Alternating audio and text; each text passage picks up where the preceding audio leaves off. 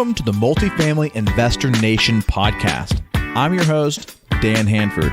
This podcast is unlike any other podcast you have been listening to. The guests on this show are true, active real estate investors closing real multifamily deals. Whether you are an active investor looking to up your game or a passive investor looking to learn more about how multifamily deals are structured, I promise you will thoroughly enjoy this podcast. So be sure to hit that subscribe button so you'll be notified of future episodes. For those of you that are interested in investing passively in these types of deals, in solid, cash-flowing multifamily deals throughout the Southeast, then visit my group, PassiveInvesting.com. Fill out the investor interest form. That's PassiveInvesting.com. If you've closed a multifamily deal in the past 12 months and want to be on this podcast, then send an email to Stacy@multifamilyinvestornation.com for details. Now let's get started.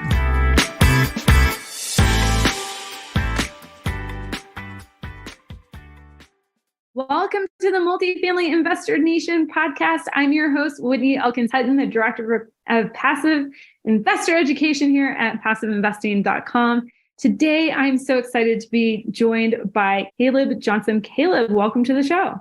Hi, Whitney. Thanks for having me. Absolutely. Well, I know we have a unique portfolio to talk about here. It was Las Cruces 40 in Las Cruces, New Mexico, 40 units. But tell us a little bit about yourself and how you got into multifamily investing and where you're at today.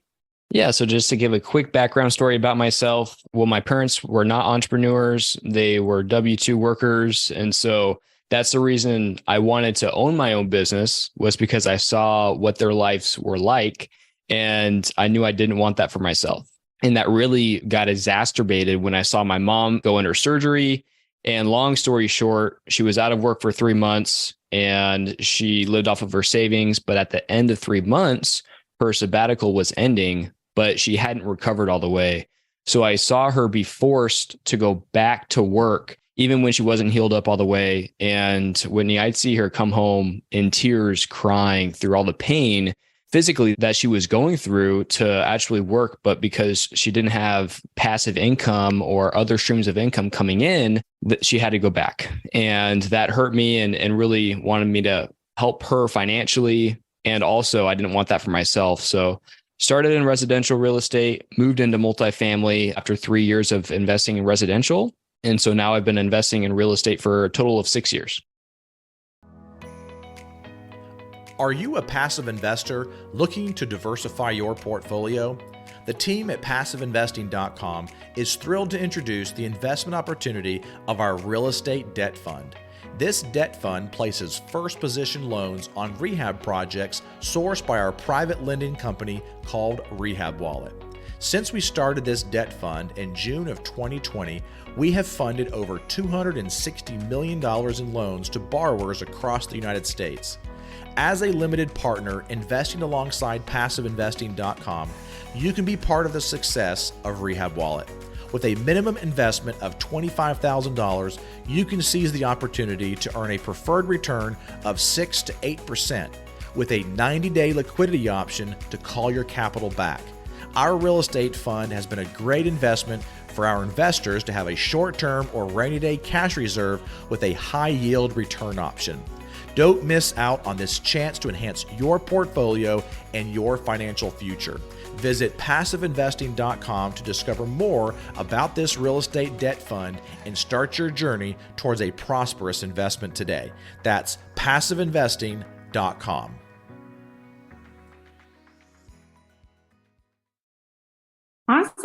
Awesome. Well, I can't wait to get into the details of this property because I'm sure it just really kind of highlights, that transition you made from residential real estate into more commercial assets and, the journey that you've been on in the past few years. Well, let's dive into the details. Okay, so we got Las Cruces 40. So it's a portfolio of 2 different assets totaling 40 units in Las Cruces, New Mexico. Let's back up the timeline a little bit. And when did you first find these 2 properties? How did this work? So the timeline was actually a little varied. So we first came across one property, which was Missouri Lofts. And that was, through a broker relationship that I had. So I had made a list of brokers through going to Cruces and LoopNet, and I wrote down all of their contact information, email and phone number. I called them all up and I said, hey, my name's Caleb, and I'm looking for properties within this unit mix with this criteria. Do you have anything available? And after going through my list, this broker, he said, yeah, I do know this seller. He's a doctor. He's not really an apartment guy. Maybe he want to sell. So it was off market and we found that one offering. We were working through a PSA, and probably a month later, I'd say, maybe, I'm trying to remember exactly how that was, Whitney, but I know there was a difference in time, but there was another deal that was owned by an operator who we had already transacted with in that same market. And it was on market though, this property. And so this broker brought it to me and said, hey, have you seen this? I told her I kind of want to focus on larger product, but I'll take a look. And we know the owner. So that's kind of how that conversation got started. And we ended up just aligning it. So we were able to close on both properties really in the same time frame. So it was kind of a little complicated, but that's how that happened. Awesome. Okay. So when exactly did you close on both properties? We closed the last day of July in 2022. Okay. Awesome. And then, so when did you start taking a look at both of these properties? The first one and the second one, was that like? I'd say it was around March for the one, and then probably April for the second. Okay. And then the first property was a larger deal. How many units were in that particular deal? Well, they were actually the similar size. So they were both 20 units. And so since we were able to package them, that kind of made it more attractive. And we also owned a 60 unit, or at least my partner owned a 60 unit right down the road. So whenever you think economies of scale, it worked really well because that totaled 100 units. So we could afford on-site property management. Awesome. Okay. So what was the business plan here? What kind of class of assets were these? What made you look and go, hey, this is a good deal. Like, this is where I'm going to be able to boost value on these properties. The one had probably more units that were already make ready. And so they already had invested some capital into the units. So it was really just burning off loss to lease. Now, the second property was more unique. And I say unique, I just looking at this property, the paint was lime green with another like neutral color. So it just was ugly. So there was a lot of value there, and also renovating the units. And Las Cruces is still such a great market. And vacancy, I want to say, is below 2% currently. And it has been like that for several years.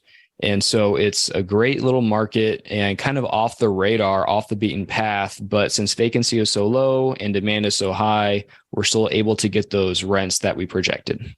And so the one that was lime green, was that the doctor, the one that owned by that particular doctor? It was. Awesome. Okay. So you find both properties, you identify that there's some value here. How did you get to offer on these properties? One's off market and the other one's on market. Give us a little bit of detail of how you got your offers accepted on both. Mm-hmm. Well, the one that was owned by the doctor, it really just took a little bit of negotiating. And since the broker was working both sides, he came up with the PSA. And we, through due diligence, actually afterwards, I might be jumping the gun there, but we found some piping problems that came up that were cast iron. And so we would have to replace those eventually. So we were able to get a price or a price cut on that because of that DD find.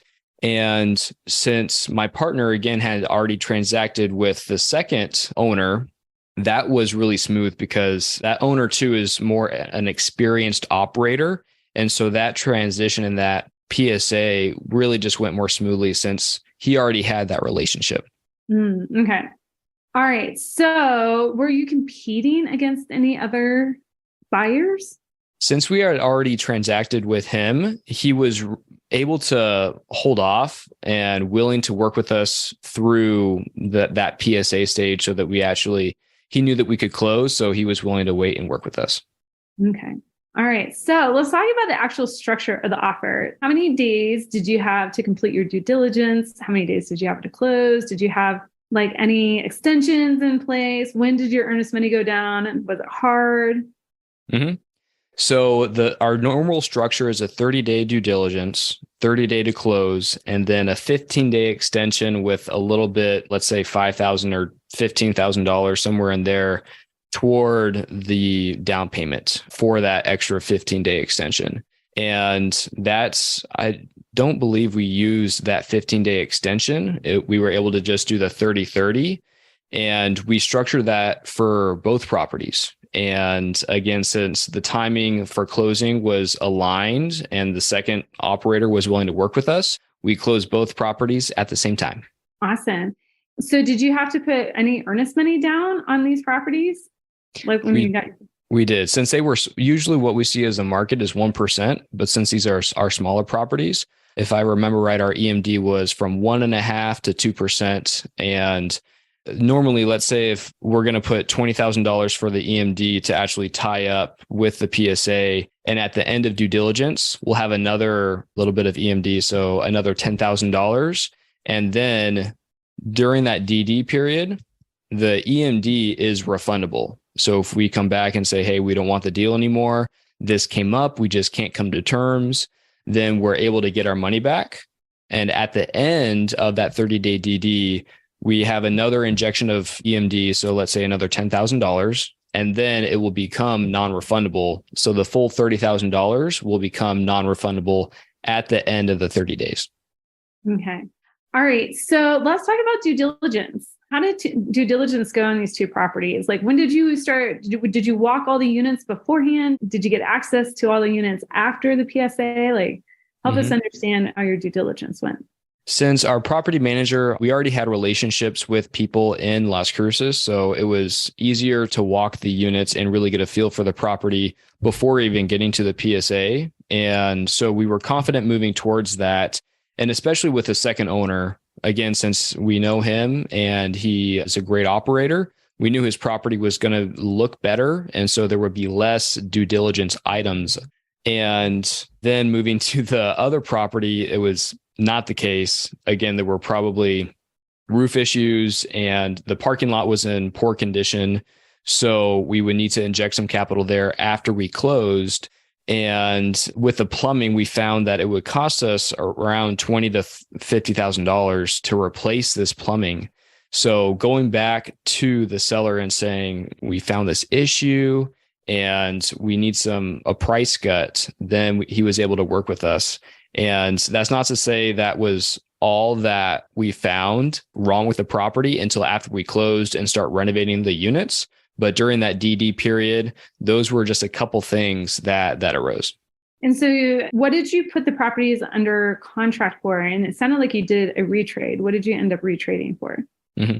The doctor property, we originally wanted 1.42, and we got that $50,000 discount. And then with the second property, we were actually going to pay a little bit more. So that price was $1.56 million. And we didn't need to retrade on that property. So we just retraded the doctor property. Okay.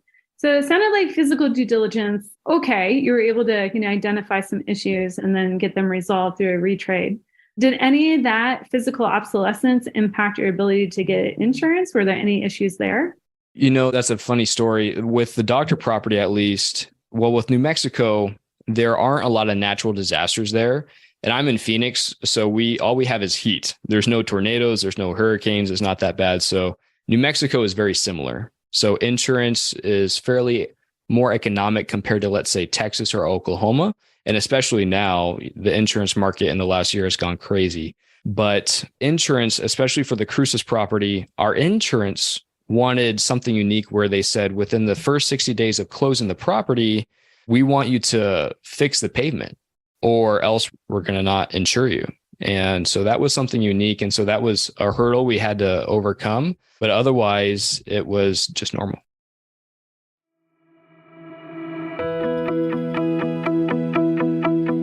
Are you a serious real estate investor looking to break into the multifamily space?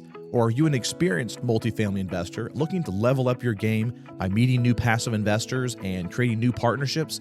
Have you heard of the MFIN Con happening in Charlotte, North Carolina, June 12th through the 14th? The Multifamily Investor Nation Convention is a place to learn from over 60 plus high-level speakers and also to network with over 700 serious multifamily investors. If that's not enough for you, A-Rod. Yes, Alex Rodriguez, 12-time Major League Baseball All-Star with over $700 million of commercial real estate, including apartments, will be live and in person speaking at this event. Also speaking is the one and only Dr. Robert Cialdini, the godfather of influence and the award-winning author of the book Influence, one of my all-time favorite business books. Finally, we will have the CEO of Taco Bell, Mark King, joining us on stage to talk about leadership. Be sure to secure your tickets to this live in-person event as the tickets are going fast. Go to mfincon.com to find out more details. There are also sponsorship opportunities available for those of you who would like to have a booth at this event. For the details for this event and to purchase tickets, visit mfincon.com. You can use promo code MFINPodcast, all one word, MFIN Podcast, to get $200 off tickets, and that's mfincon.com. Look forward to seeing you there.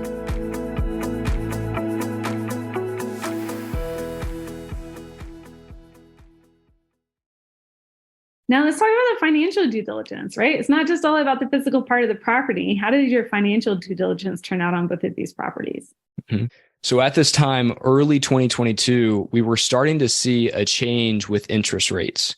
And when we initially underwrote the properties, we thought we could get 5% for the interest rate. And then 3 months later, we actually started getting more insurance quotes and actually getting closer to signing on that dotted line. And rates had, let's say, gone up a point. And so we kind of had to get unique and really look at other banks that would fund this. And so the bank that we ended up working with was a local bank. And so they were more comfortable with investing in that market. So they were a little bit more favorable on the interest rate. We were able to get fixed rate debt, 15 months of IO, and then the bank would fund 100% of the CapEx. And we had a 25-year amortization, and the prepayment penalty, if we paid it off in that first 15-month period, was 12 months of payments. Okay. And any lockout periods on the debt? No lockouts, no. Okay. Now, going back to the physical or the financial due diligence, right? We've got like what you have to do to qualify to get the debt, but then you also have you get all the financials from the seller. Were there any surprises there? Was everything in line, everything roses, or did you guys have any, find any people that were paying rent, economic vacancy, stuff like that? There weren't any big issues that arose, just the normal, especially with the doctor. It was more mom and pop. And so there were probably more questions that arose, but overall with the lease audit, especially, it was pretty normal across the board. Awesome. All right. So let's talk about, you guys raised capital for this deal. What was the total amount of the raise? The total raise was $1.4 million.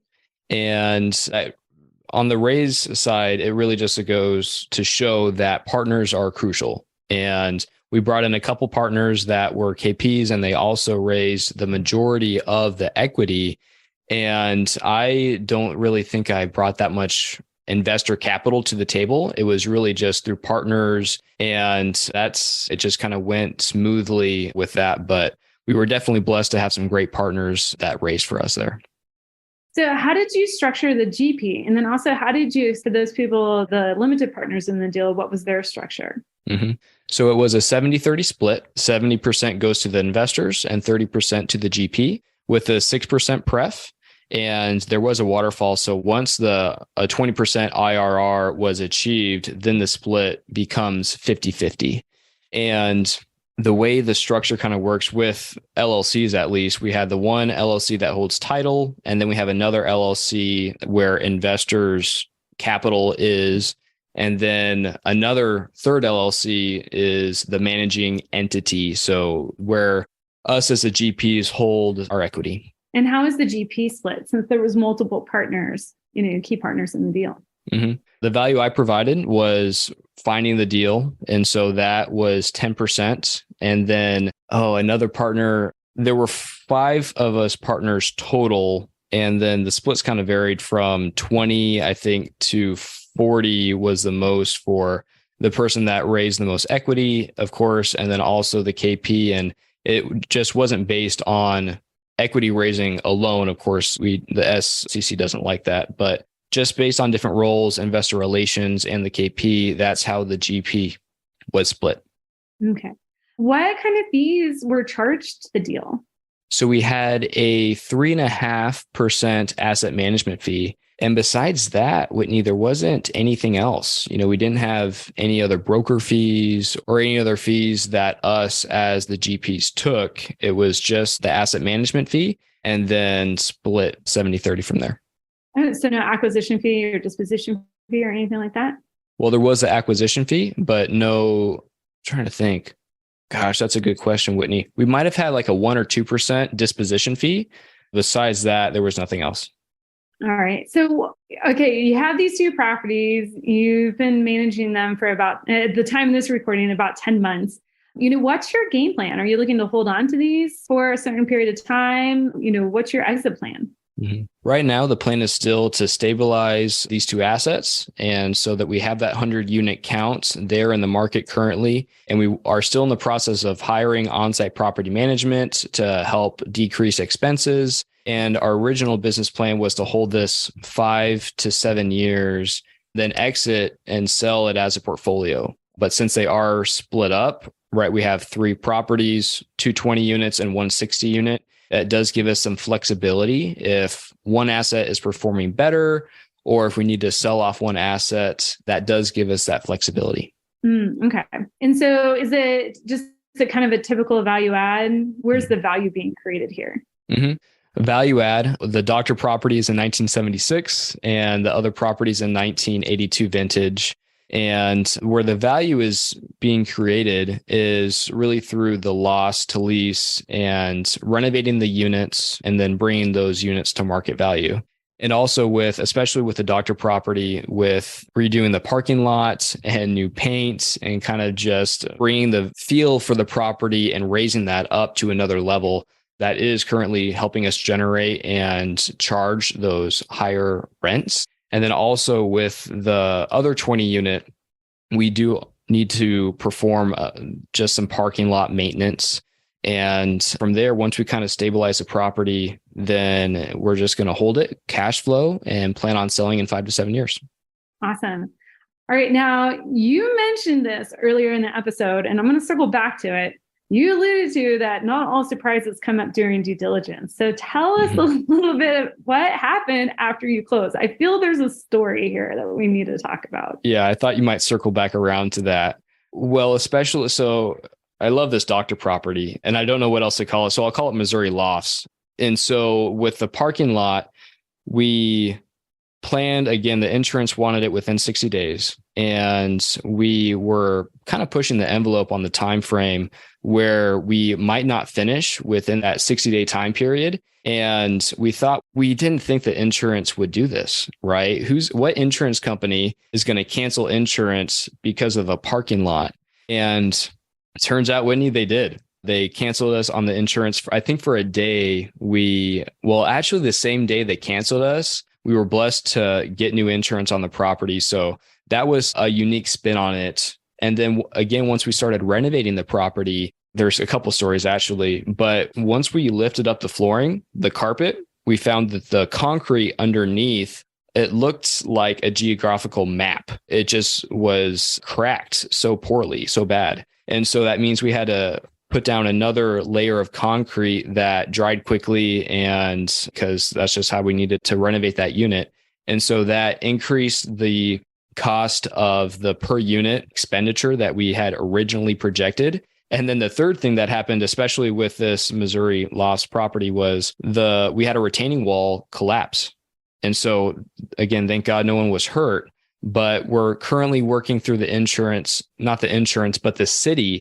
Las Cruces and New Mexico, it's a blue state. And so we're finding that just with the city, they're so behind and they only have 1 or 2 engineers kind of working on these types of projects. So we're really fighting the city. And I feel like we have been for the last 5 months on actually getting a permit approved and being able to rebuild that wall. So we've had to put up temporary wall that's just wood. And so instead of the block wall, so that's something that we didn't foresee happening, but it kind of just goes to show that you never know what's going to happen. You might buy a property and a few years after buying it, some unforeseen thing happens and retaining wall falls. But that just really goes to show that you want to have some extra capital set aside so that you have some cushion.